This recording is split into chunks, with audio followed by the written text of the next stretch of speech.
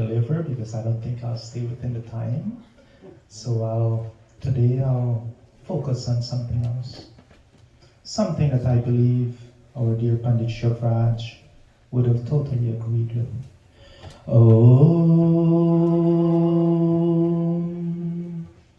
Om Ritasya Pantam Anupashya Sadhu Angare Saha Sukrita Yena Yanti Tebhi Yahi Patibhi Swargam Yatra Aditya Madhu Bhashakyanti Triyati Nake Adhi Vishrayaspa. Mantra urges us to walk that path of righteousness, to become like the sages that walk along that path of truth, where the enlightened one enjoy madhu like divine nectar. My dear brothers and sisters, my parents, children of God, my fellow souls, namaste. Our mission is to make the universe noble. To do this, we must first become noble. And one of the commitments we must make to becoming noble is to always speak the truth. So today we are talking about speaking the truth from a Vedic perspective. When we discuss truth, we must realize that when we engage in any kind of gossip, chances are we're engaging in things we cannot substantiate. And that is wrong. It is engaging in untruth. We should only speak the truth when we know the truth to be the truth, and nothing else but the truth. If you're not sure of it, do not say it. In fact, I'll take it one step farther and say that if you have nothing good to say about someone, then say nothing. Regarding truth, I want you to remember this. The truth remains the truth, believe it or not. The truth will remain the truth. That is why if you're living the truth, you're saying the truth, and 1,000 others are condemning you, you need to say nothing. The truth itself does not need to be defended. I know this might sound perfectionist, but we should always be truthful. We should always speak truth. We should always act in truth. We should always live the life of truth. When we do this, we find that it is much easier to live in that proverbial glass house. Those of you would recall me saying that we should live an exemplary life, as if we are living in a house of glass and people can see everything we do and hear everything we say. Speak the truth, act the truth, live the truth. Mundaka Upanishad says, Satyam eva jayate nanritam satyena pantha vitita devayana yena akramanti rishayo aptakama yatra tat satyasya paramam nidhanam. This shloka from Mundaka Upanishad says that Satyam alone triumphs, it wins over all. Not falsehood, na andritam. The path, pantha, of truth is walked by the great, selfless, and learned sages of the Vedas. Become like that. The supreme truth. Truth alone triumphs. This fact governs our entire existence. When we realize this, when we practice and live this in every day, only then we are on a path to liberation, moksha. Practicing the truth, speaking the truth, living the truth, being truthful in our thoughts, our words, and our deeds. But, my sisters, my brothers, my fellow souls, we must understand this fact, that even the truth need to be dealt with in a particular way. And I know many of you will get this. How many of you have heard people say, I will speak the truth, whether it hurts or not? No, that is not right. A lot of people say that. They insist on telling the truth without regards of how it is put over and how it will make others feel. But then we're not very considerate, are we? Satyam bruyat, priyam bruyat. Na bruyat satyam apriyam, priyam cha nanduratam bruyat. Isha dharma sanatana. Satya bole, priyam bole. Speak truth. Speak pleasantly. Always speak the truth pleasantly. Let's take it a step further. This verse takes it that step further. It advises us to try to speak the truth in a way that it always be pleasing to others. Never speak the truth when it is unpleasant to others. Use your intellect, use your words, use your wisdom to turn it in a way that becomes pleasing to others. Never speak untruth which is disguised as truth. This is the path, verse says, to eternal morality, our Sanatana Dharma. To speak truth is a part of our philosophy, our Hindu Vedic philosophy. And this system that has been instilled in us by our Vedic teachings, it applies at all times. There is no exception. There is no place, nor is there any time when the truth does not apply. The truth should always be accompanied by two conditions by an intelligent person, going back to this verse. First of all, it should always be put over in a kind and loving manner. It should always be spoken for the betterment of others, to somehow improve their lives or situations, not to make the situation worse. We've all heard, it is not what you say, it's how you say it. It's the choice of words, it's the tone of voice in which you deliver those words, it's the timing in which you choose to deliver those words. Priyam means speech that does not hurt others. Hitam means something that is said for the good or betterment of others.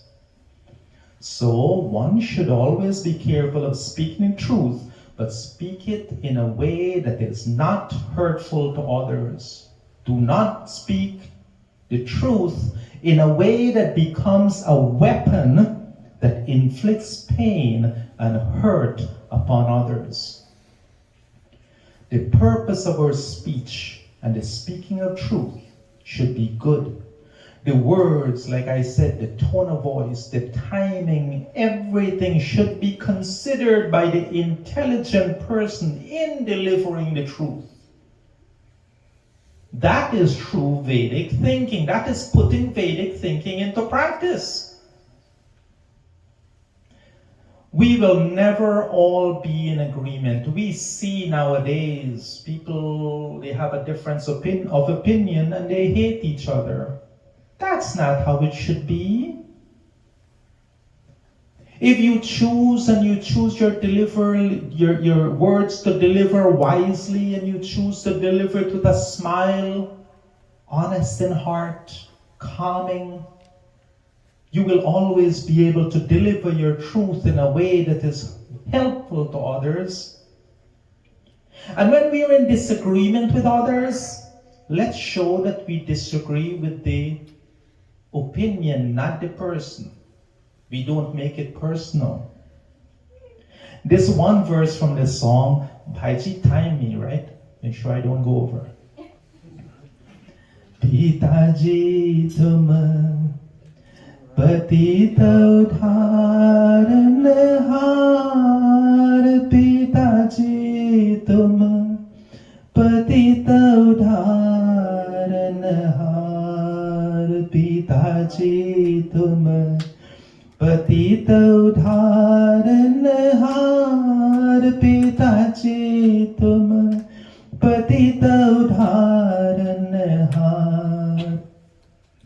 सत्य ज्ञान बिना अंध सम डोले, सत्य ज्ञान बिना अंध सम डोले, करे सत्याचार,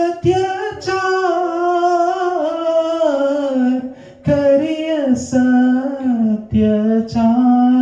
पिताजी तुम पतित उद्धारनहार, पिताजी तुम। Without knowledge of the truth, we keep wandering about like we are in darkness because our behavior is one of untruth. Such powerful words. Only God guides us. God gave us that inner intuition. He's always guiding us. Let's listen to that inner voice. Select, choose to walk upon that path of truth. So here I'll give you it's a funny little example. Little story. A long time ago, a king asked his astrologer to tell him about his future. And the astrologer went to him and says, Maharaja, all your relatives will die before you. You will attend all their last rites. The king was very angry. He was very attached to his relatives. He loved them dearly. He ordered the poor astrologer thrown into prison. So he went to the second astrologer. He says, can you tell me your opinion? The second astrologer was a lot more tactful. He thought about it and he says, Maharaja, you will have a very long life. You will live longer than all your relatives. You see, he also meant that all the relatives will die while the king was still alive. The same fact put over a little bit differently, and the king was pleased. So we must use our intellect on how to deliver the message we want to deliver of truth. So it cannot and it will not be hurtful. We have to understand that the truth should not be used as a weapon to inflict pain and hurt and sorrow upon others. This is why God granted us this rational mind of ours to be able to choose, to think, to pre-think the situation and to determine for that person what are the right words to deliver the message. For that person, what is the right tone of voice in which to deliver the message. And for that person, he's not one you want to talk to before he has his coffee. So you don't tell him that at 8 o'clock in the morning. Timing. Very important. Telling the truth. Even Bhagavad Gita, Buddhi Jnanam Asammoha Shama Satyam Dhamma Sama Sukham Dukkham Bhava Adbhava Abhava Bhayam Cha Bhayam Eva Cha Ahimsa Samata Tushti Tappa Danam Yasaha Ayasaha Bhavanti Bhava Bhutanam Matta Eva Pratakvidha. These things we should focus on. Buddhi, intelligence, jnana, knowledge, this rational mind we're talking about, these things make up that intelligent mind. Asamoha, freedom from doubt. Shama, forgiveness. Satyam, truthfulness. Dhamma, control of senses. Sama, control of the mind. Sukham, happiness. Dukkham, distress. Bhava, birth. Abhava, death. Bhayam, fear. Abhayam, without fear. Ahimsa, non-violence. Samatha, equilibrium of mind. Tushti, satisfaction, tapa, penance, danam, charity, yasa, fame, ayasa, infamy. All of these are within you. Which one of those do you choose to take precedence over everything else? This powerful message, my dear sisters and brothers, our mind, it's our mind. If we use the power of the mind which God has granted unto every one of us, and we were to use these different aspects of our mind to determine how we focus on the truth and how we shall use those truths in the interactions with everybody else, don't you think we will be walking upon that path that leads to liberation and salvation from this journey through the universe? It's very obvious. So one last thing I'd like to ask all of you. Will you be willing to make a commitment with me today to focus on speaking the truth? Yes. For those of you who are willing to do so, please repeat after me. Om Agne Vratapate Vratam Charishyami Shakeyam Tanme Radhyantam Idam Aham Anritat Satyam Upayami.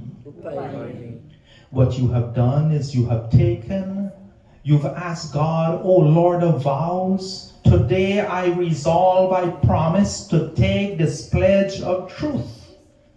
And in this way I can fulfill my own commitment to Krinvanto Vishwamariam, to make myself noble, and then go out and make all others in this universe noble. Thank you very much for taking that vow today with me. And remember, a vow is something that we take and we make a promise to upkeep that in all aspects of our lives. Om Purnamadaha Purnamidam Purnat Purnamudachyate Purnasya Purnamadaya Purnameva Vashishyate. Om Shanti Shanti Shanti Om. With love and humility in my heart, Namaste to every one of you. Thank you, Pandit Jag. Again, thank you for your great understanding.